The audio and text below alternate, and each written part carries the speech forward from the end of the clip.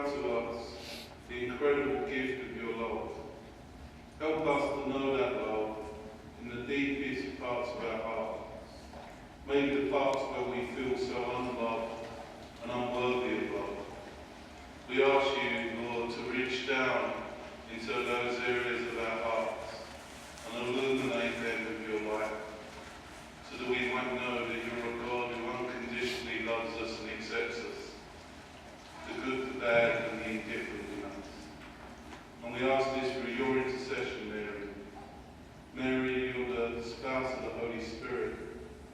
Immerse us in that same Spirit, the love that flows from the Father and the Son, so that we might be set ablaze with that Spirit and healed with that Spirit. Especially in the areas where maybe we feel worried or afraid, or there's fear, we just ask for that Spirit to give us peace. Help us to live the moment as Christ planned and calls us to live the moment, and help us to trust the God who loves us. Hail Mary, full of grace, the Lord is with thee. Blessed art thou among women, and blessed is the fruit of thy womb, Jesus. Holy Mary, Mother of God, pray for us sinners, now and at the hour of our death. Amen. And we just invoke our guardian angels, that the seed God sows here this night might fall on good soil in our hearts. O angel of God, my guardian dear, to the winter's love permits me here, ever to stay and be at my side, to light, to power, to rule and guide. Amen. Finally, we intrude upon our confirmation saints, the saints we chose at our confirmation, to intercede for us and to bring all the graces that Christ has for us. All you holy angels and saints, pray for us. And I just ask Saint Therese of Lisieux to bring down the fire of the Holy Spirit, so that we might be set ablaze with that same Spirit. Father, Son, and Holy Spirit. Amen. There's a king, and he's got this beautiful kingdom, and in this kingdom he's got a servant who works for him called John. And John's caught stealing and taking drugs and hurting people. So the king calls for John. And he says, John, how could you do this? I loved you and I trusted you. And John just holds his head in shame, embarrassed by all his sins. And he says, well, there has to be justice in the kingdom. So you'll be taken out and you'll be tried in front of your hearers. So John's taken out and he's tried and he's found guilty and he's sentenced to death. Well, the king's son hears about this and he goes to the king. And he says, Father, I hear you sentenced John to death. And he says, that's right, my son. And he says, but Father, I love John so much. And the king says, I love him too. And he's got tears rolling down his face. But he says, if there's no justice, the kingdom falls apart. And he says, well, Father, let me take John's place. Let me die so that John might live. And the king realizes just how much his son loves him. So he comes to the day of John's execution, and John's being led up to be executed. And the king's son comes up to him, and he says, John, I've got great news for you. You can go free. And he said, well, I deserve to die for all the terrible things I've done. He said, no, you can go free.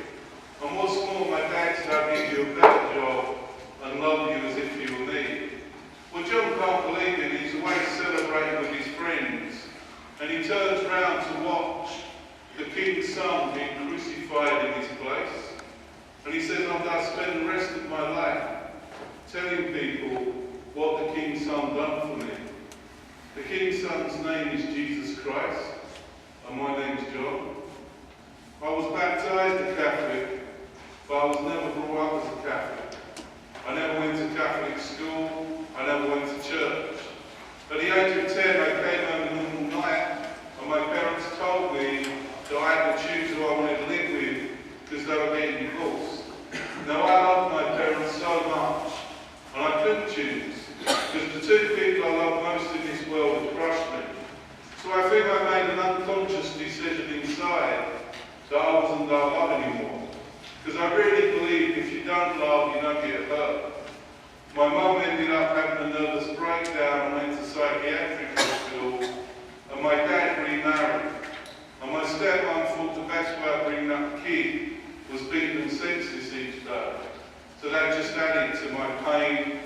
and my hurt. At 13 I started stealing, again thinking I wanted someone to tell me that they loved me, but because my dad was a policeman, again there was more violence. At 15 I was put in detention centre, which is like a youth prison, and I left home at 15. My only qualification was stealing, so that's what I did. At 19 I was in prison again, and there was another change in me. See, the way I dealt with all the abuse I suffered as a kid is I just turned that abuse into anger, so I was always fighting. I remember a friend of mine who was working with Mother Teresa, where they take the dying off the streets, and he came across this old man who had been on the streets for years, and he was very angry and very bitter. And he knelt down to him and he said, "We'd take you back to the mother house, and we'd feed you, and we'd clothe you, and we'd find you somewhere to live." And this old man spat in my priest friend's face. And he said, "I offer you life and you spit at me." And he walked away in disgust. When he got back to the mother house, and there was a 17-year-old girl there, and she too had been really badly abused and hurt by the very people who meant to love her. And she too was very angry and very bitter. And this sister was trying to help this girl, but this girl was screaming at this sister, even scratching the sister. And my priest friend was about to go and help this sister when Mother Teresa walked in. And she saw the incident taking place. And she walked up to this girl, and she took her in her arms and she hugged her. And she held her for over an hour. And at the end of this embrace, this girl was crying and smiling. And my priest friend said, "If only I had the faith of Mother Teresa, when that man had spat at me, I would have hugged him to show him someone loved him." Well, when I was lashing out fighting, I was put on 23 hours solitary confinement, which means you locked up yourself for 23 hours a day, and you're allowed out of this cell for 1 hour to walk around an empty yard, and then you're put back in the cell. And there's no distractions, no TV, no music, just you. And it's like having a miracle in front of you. And I seriously thought about taking God's greatest gift, my own life. But God must have been there, because I didn't take my own life, but I came out of there more angry and more bitter than ever. And I truly thought, what you want out of this world, you take. I started bouncing around the East End and West End clubs of London, and I met some people who seemed to have everything. They had the money, the best cars, the best girls. You know, they walked into a club and everything stopped, because they had this respect and this power. And I wanted this respect, and I wanted that power. And in my naivety, I really thought it would fulfill me. So I started working for these people. But before very long, I wasn't working for them, I was working with them. And these were the people who ran most of the organised crime in London. So to my shame, I was involved in major drug deals, protection rackets, vicious crime of all sorts. I used to have this designer leather jacket with the sewn in inside pocket, and I used to carry a machete in one pocket and CS gas in the other. And obviously I'm not telling you this to glorify the past, I'm telling you this to glorify God and what He can do in someone's life. And I obtained everything the world says makes you happy. I had the penthouse apartment, I had the sports cars, more money than I could ever spend. But inside I was empty. Because no matter what I seemed to achieve, nothing fulfilled me, nothing satisfied me. You know, I remember Pope John Paul II said that the person who gives us the desire to search for Him in our hearts is Jesus. And no matter how rich, no matter how famous, no matter how powerful we become, we will never be truly satisfied or fulfilled until we have a personal, loving relationship with Jesus. Well, because I didn't have this personal, loving relationship with Jesus, I had to look for the false gods. You know, what the world says satisfies. So I was on crack cocaine, smoking dope like it was going out of fashion, drinking really heavy. I was also very promiscuous. Some days I woke up with girls drinks I became, the more drugs I took, the more dead I became. I was working a club that we part-owned in the West End of London, and I ended up hitting this guy with a knuckle duster. And the only reason I hit this man was to impress an underworld boss who was there. And as I looked at this man, I truly thought I had killed him. And the only thought that came through my mind is I might get 10 years for this. And as I drove home that night, I thought, what have I become that I could kill someone and not even care? Because I used to care, I used to want to make a difference. But here I was just hurting everyone around me. You know, I had the honour of visiting the Holy Land. And one of the places in the Holy Land is called the Dead Sea. And one of the reasons why the locals call it the Dead Sea is because it's very low down. So all these rivers flow into it, but nothing flows out of it. And the locals say, if all you do in life is take, and you don't give life, you just take, you're dead. Well, I wasn't just dead, I was decomposing. I came in this normal night, and I became aware of a voice speaking to my heart, a voice every one of us knows, our conscience, God within us.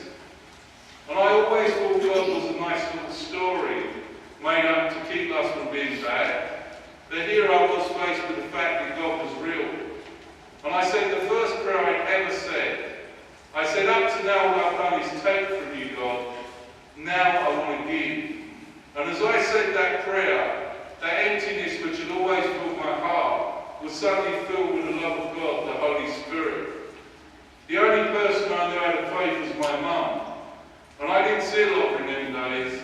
I might give her an expensive present when I felt guilty.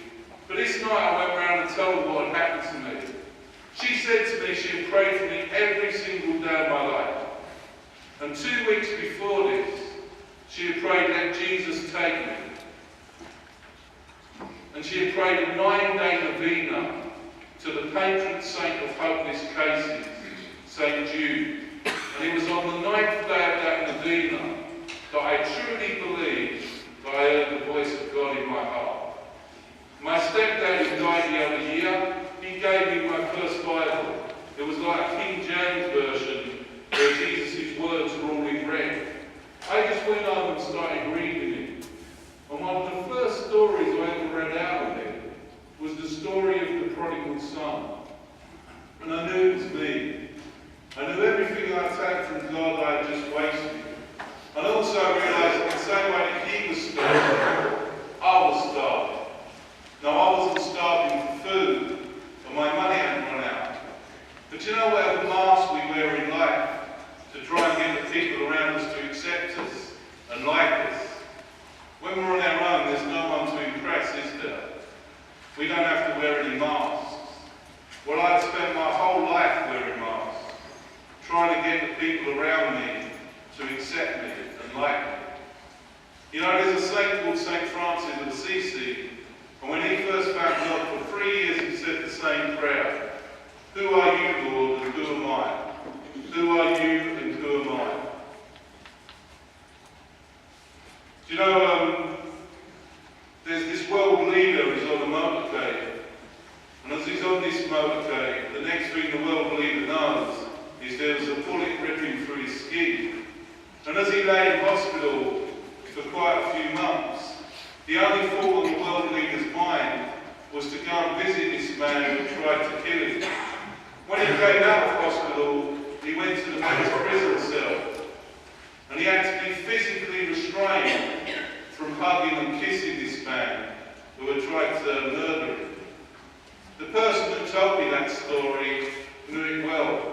It was Bishop McGee, our late Holy Father's personal secretary. And he said as he watched Pope John Paul II embrace the guy who tried to kill him, it was like watching the father embracing the prodigal son.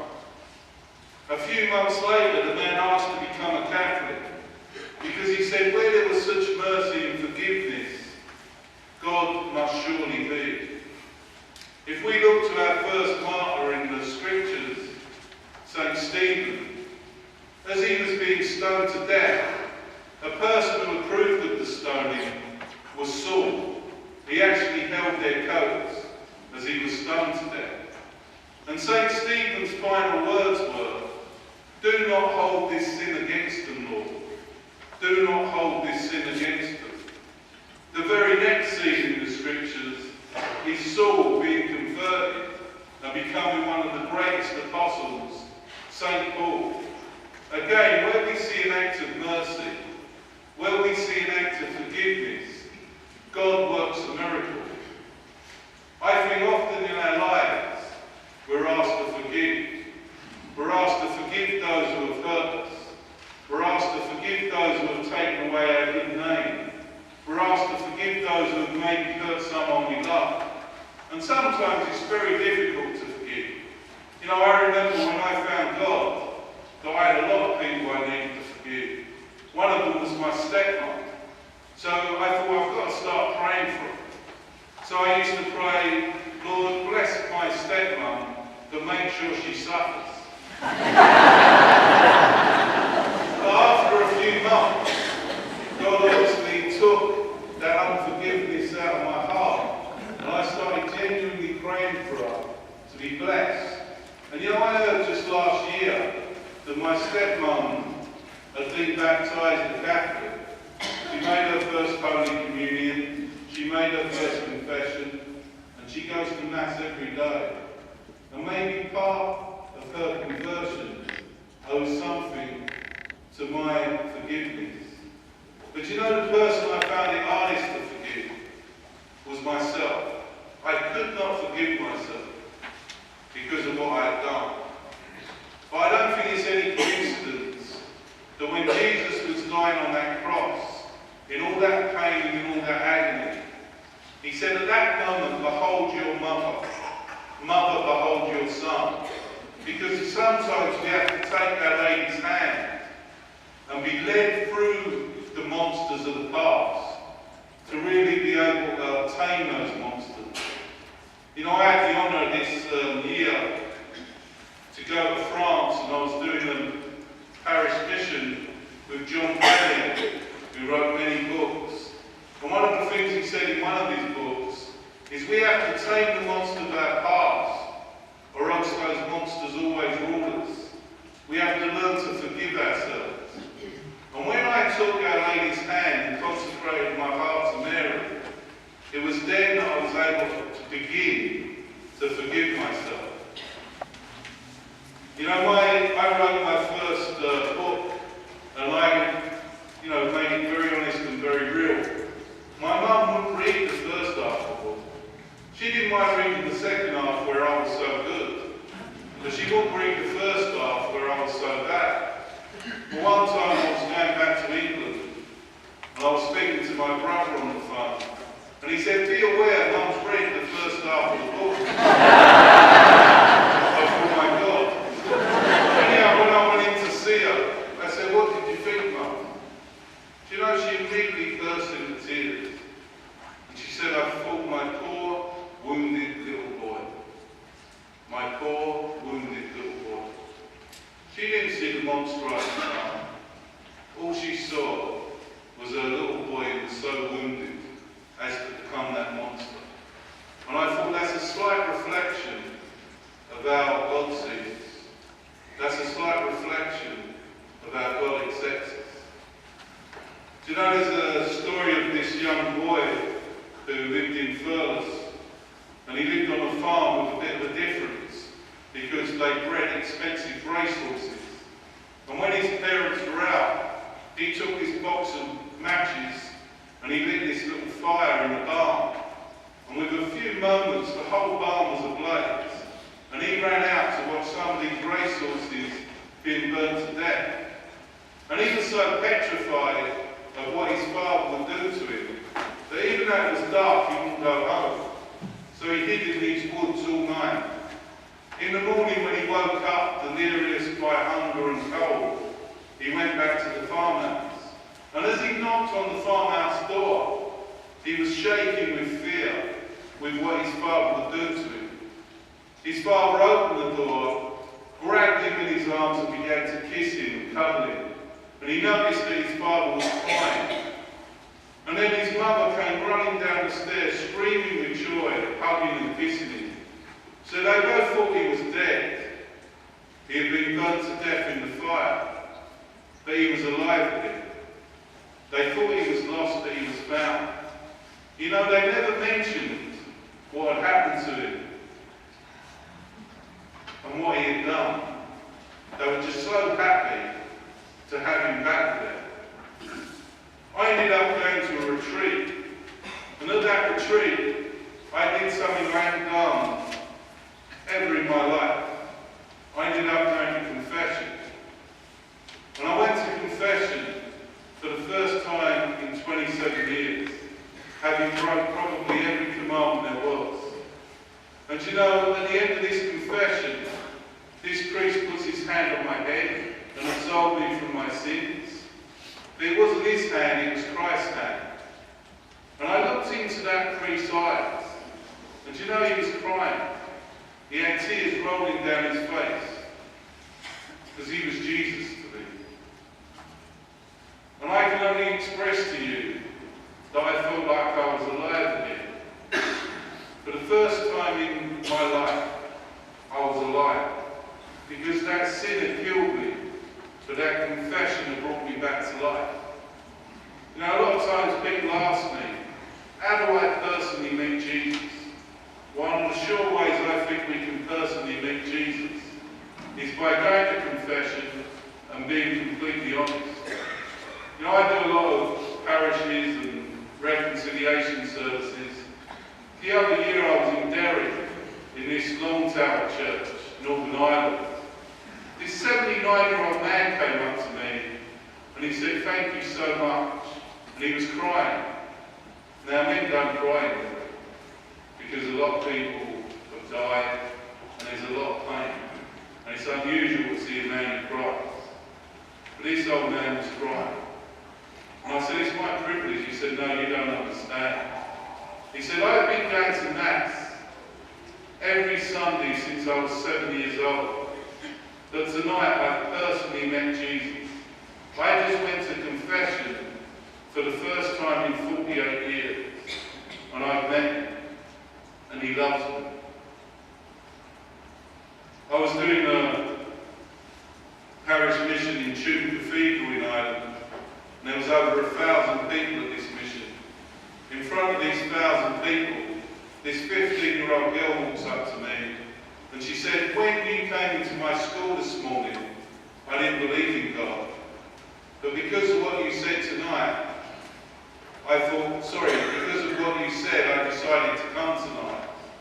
And because of what you said tonight, I've just been to confession for the first time in my life.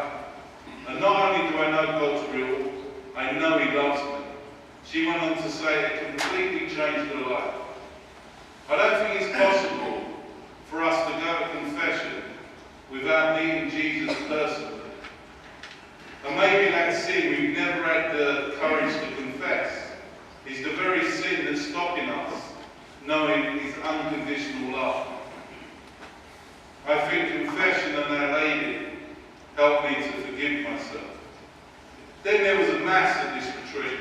Now, I've never been brought up as a Catholic, so when they started saying that this white thing was meant to be Jesus, it made no sense to me. Now, maybe my heart had been open because I've been to confession, but I just said, if this is truly you, Jesus, then show me, because I don't understand.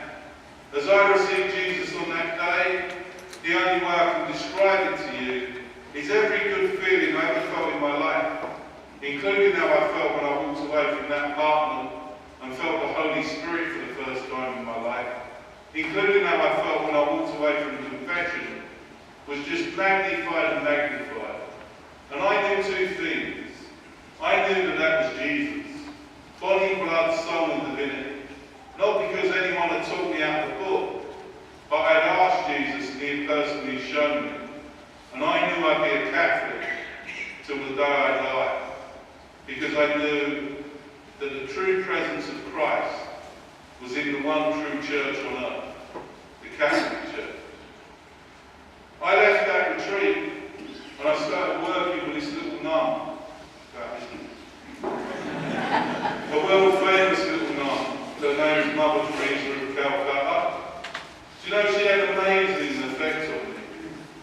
told me many stories, but the thing I think that touched me the most about Mother Teresa was the fact that she was fearless.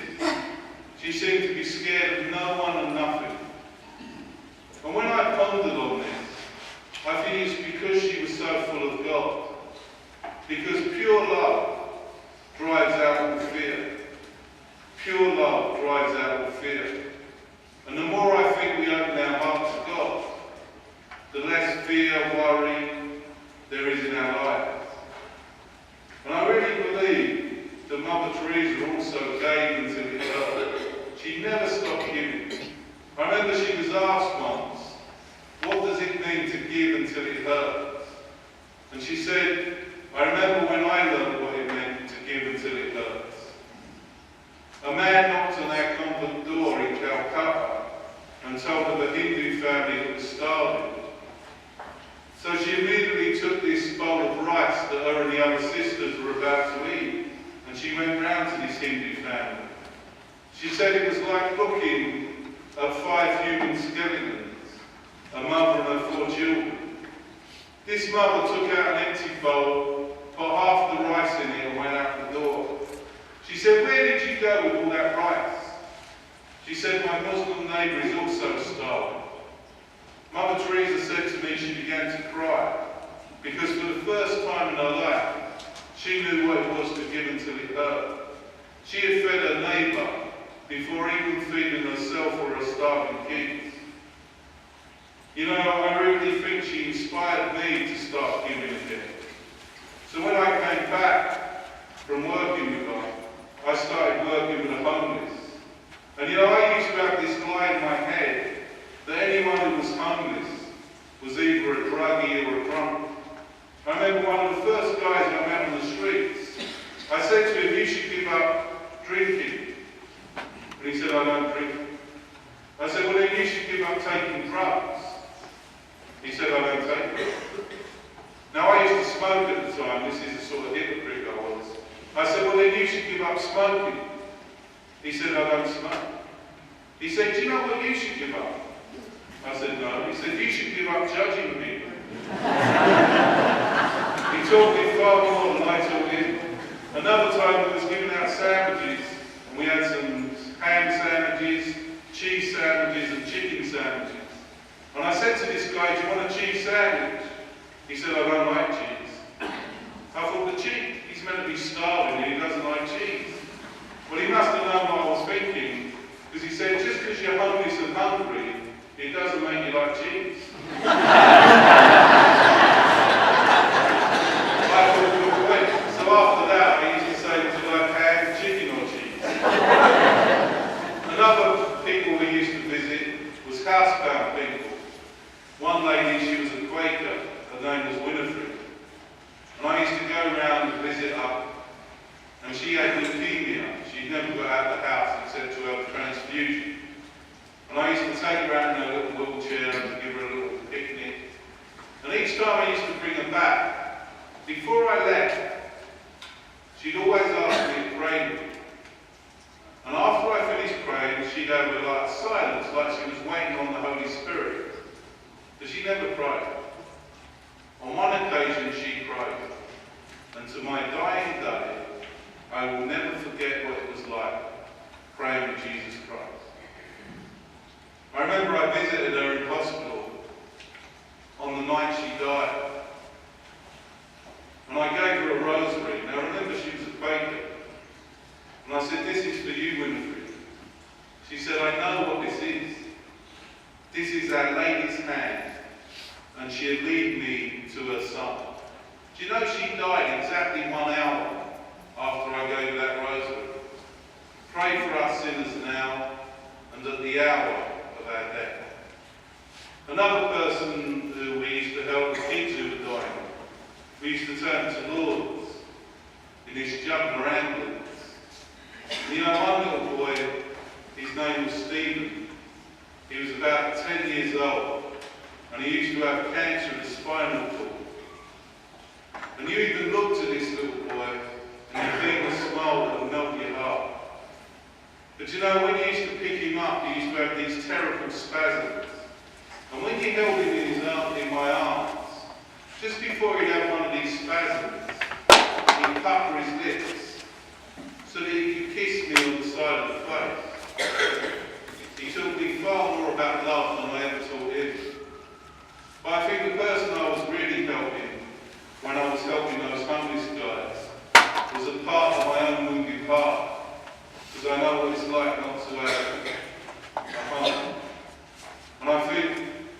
I was really helping when I was visiting people like Winifred was another part of my own wounded heart.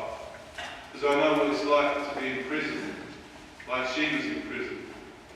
And I think the people I was helping when I was helping those kids, and holding Stephen in my arms, was another part of my wounded heart.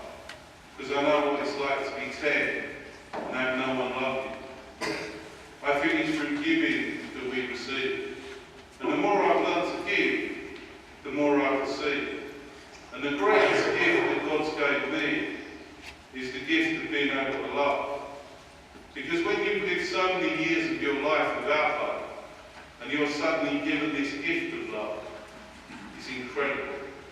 I have never been so happy, I have never been so content, and I have never been so fulfilled in my life. I never thought a world like this existed. Do you know, sometimes it gets quite tiring with what we do, because we do schools during the day, and we do parish missions in the evening. Today I was in Cedar, and I'm in this parish tonight. The other year I was in Derry, and I've been doing 3 weeks of this. And I turned to God and I said, does what I do make a difference, really? Well, later on that night, a lady asked to see me in the sacristy. And she said, was you in schools today in Claudia? I said, I was. She said, 2 weeks ago, my little 15-year-old girl tried to kill herself. She said she went back to school today and she wore a jumper to hide the stitches in her arms. She said you came into her school and you told your story. And somewhere in your story you told her she was beautiful and loved by God. She said, my little girl came home tonight and she told me word for word what you had said. It took her 45 minutes. And she said, Mum, I want to live again. I want to go back to Mass like we used to. I want to pray the rosary like we used to. I want to live again. She said, you don't know what you're doing in those schools that never stop. I went back in the church and I was crying. And I asked Jesus to forgive me for my lack of faith in him. Now, when I tell you that story that you might think I'm good, I tell you that story because I want you to pray for me. And I want you to pray for those kids who I'm likely speaking to. Because I truly believe the only thing that changes anything is prayer. And if you really pray for me, then you'll be there with those kids. And maybe this week, when I'm doing schools around this area, there's a young person who doesn't know their love and doesn't know their cherish. And your prayer might bring them to that love. Maybe there's someone in this church tonight who doesn't know their love and doesn't know their cherish. The reason why I share my story is you might know if God can love and forgive and accept someone like me, he can love and forgive and accept anyone. When I was praying about this talk, there was 2 things that I felt Jesus wanted me to share. The first one was that when I first found God, I had a lot of anger in me. And I ended up going to a prayer house in Scotland. And there we prayed the rosary each day, and we used to spend time in adoration. Well, towards the end of this year, I went to confession. And it hadn't been that long since my last confession. And this priest, while I'm in this confession, he says to me, you're angry at God. I said, no, I'm not angry at God, I love God. He said, no, you're angry at God. I said, no, I love God. He said, no, you're angry at God. I thought, I'm getting angry at you. And then I said to myself, yeah, I am angry at God. Where was this God when I was being abused as a kid? Where was this God when I was being smashed about inside? He said, he was you. He was being crucified because you was being crucified. He was being scourged because you was being scourged. He was being rejected because you was being rejected. He never left you.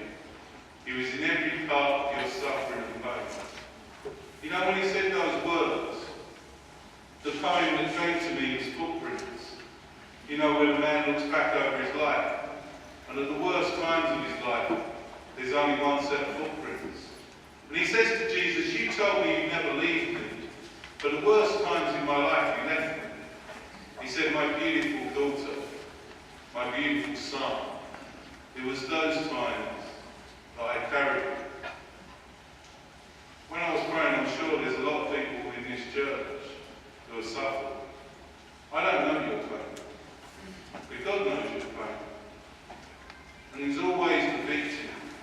He's never the perpetrator. And he works with us and walks with us in that pain. The other story that I felt that I should share is a girl who was in community with me. Her name was Lily. She was someone that had been really badly sexually abused from the age of 7 till she was 9.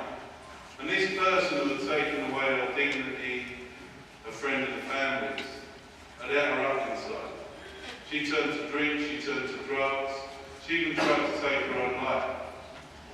But she was in an apartment coming round from the night from before. And you know, the sun was burning through the window, you know, like the Sunday in the morning. And it was actually resting on her back, warming her back. And she remembered when she was 6 years old, she was lying over in a field in Carlo, and the sun was beating down on her. And she was reminded of how innocent she was. And she said the first prayer she had said for many, many years. And she just said, Jesus, is it possible for me to be innocent again? And she felt enwrapped in his love. Well, she knew that this way she had lived her life, and this anger and hatred she had for this man was eating her up inside her. And she knew she needed to go to confession. It's only coming. So she knew she needed to go to confession. Now I know we hear of 1 or 2 priests who fall, but we don't hear about the thousands upon thousands of priests who dedicate their life to the service of God and the community.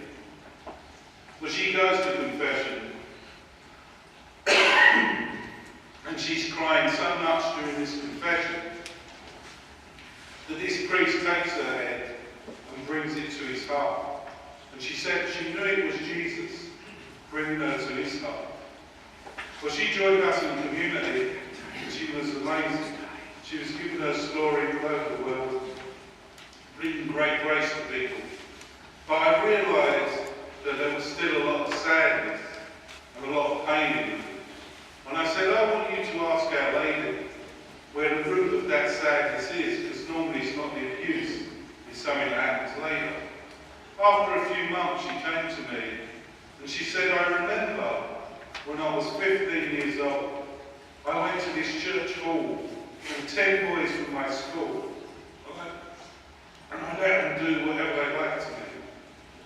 She said, 3 days later, it was my 16th birthday, and I tried to kill myself because I felt so utterly worthless. I said, well, I want you to place yourself back in that situation, and I'm going to pray over you, and I'm going to ask Jesus to come into that situation. I started praying over her. She threw herself on the floor, crying and crying and crying. Couldn't stop crying.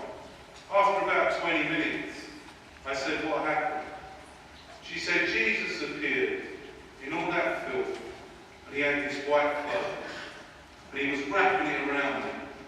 And he kept on saying, my innocent 7-year-old little girl, my innocent 7-year-old little girl, my innocent 7-year-old little girl. He couldn't see anything that he was doing. All he could see was his little girl who was in pain and suffering. I thought, if only we could see ourselves as God sees us. If only we could accept ourselves as God accepts us. And if only we could love ourselves as God loves us, then I truly believe we'd start living His will on earth.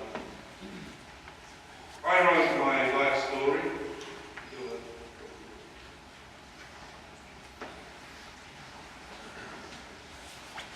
No, don't worry.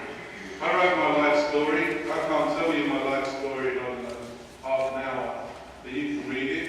And I wouldn't be promoting this book if I didn't know it was changing many people's lives. I've had literally thousands upon thousands of letters and emails from people who have said it's completely changed their life. No, just It's the English trying to speak to the Americans.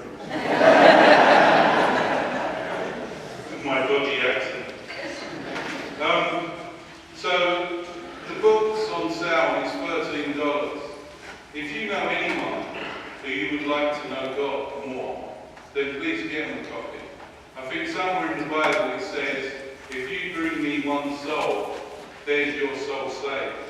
But if you buy 5 copies, you've got a 1 in 5 chance. So,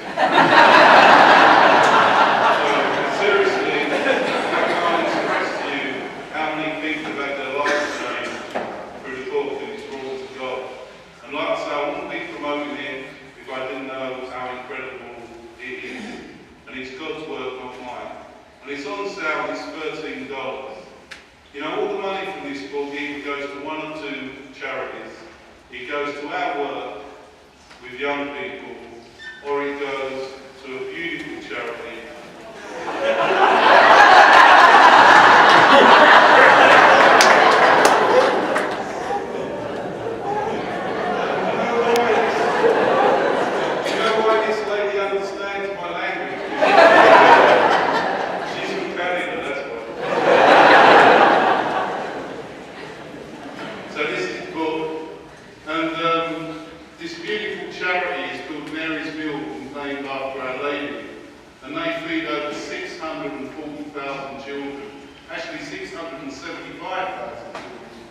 Every single day.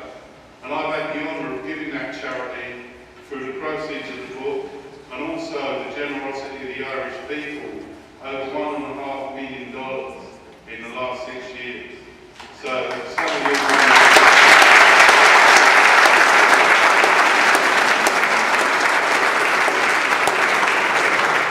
money goes to evangelization, or it goes to feeding the poorest of the poor.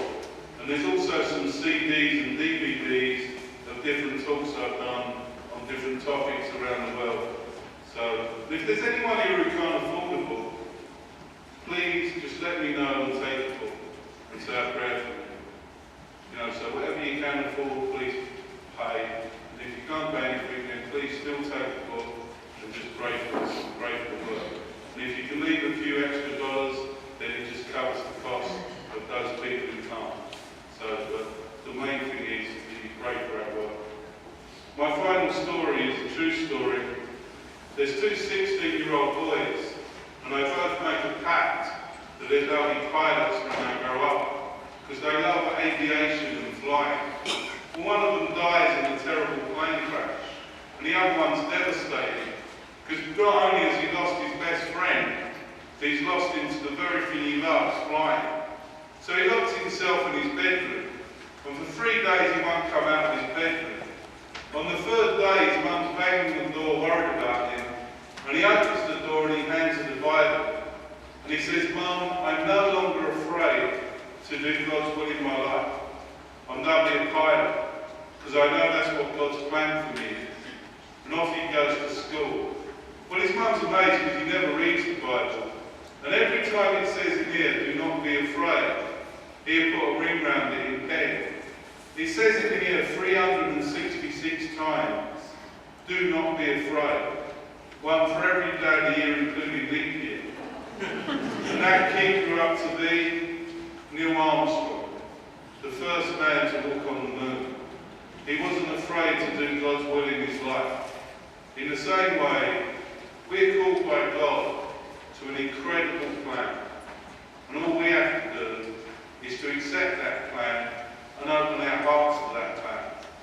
You know, finally, I was told when I was at school I was stupid because I was dyslexic. I couldn't read or write. Since I opened my heart to God, I've wrote 3 books. I also couldn't speak in public before I found God. I could not say a word in public in front of people. Since I opened my heart to God, I've spoken to well over 3 million young people around the world. The other year I was in Sydney speaking at World Youth Day in the presence of Pope Benedict to 500,000 young people. Because pure love drives out all fear. In the words of Blessed Pope John Paul II, don't be afraid. Don't be afraid to stand up for what you know to be right. Don't be afraid to speak up and proclaim the truth of the Catholic Church. Don't be afraid to be that light in this world which seems so full of darkness. You know, I love the analogy of a candle when it goes into a darkened room. And it goes, I bet differ. This room isn't full of darkness. This room is full of light. Every time we go and light a candle, every time we say a prayer, every time we receive Jesus, every time we reach out to someone who's hurting or in pain, every time we're willing to say yes to God, I think we change the world we live in. And we live that plan that each one of us is called to. Do you know, Mother Teresa said, God never asks for success. He only ever asks for faithfulness. I had the honour of meeting Pope John Paul II. And he said about the darkness in our world. And I've tasted that darkness. He said about the drug addiction. I was in a school in Ireland. A 15-year-old girl came up to me and said, please pray for my brothers. They're both on heroin. Holy Island. He said about the terrible evil of abortion, where even a mother's womb isn't a place of sanctuary anymore. He said about the sexual immorality in our society. We only have to look at the agenda of same-sex marriages. All we have to do to be that light is to burn for Jesus. And he said, you are the light of Christ. Burn for Christ and burn brightly and never be afraid. For the darkness can never overtake the light. I pray that each person here becomes that light and never tires of standing up for what is right and what is Christ. So thank you very much for listening. I'll be praying for you. Please pray for me, and God bless you.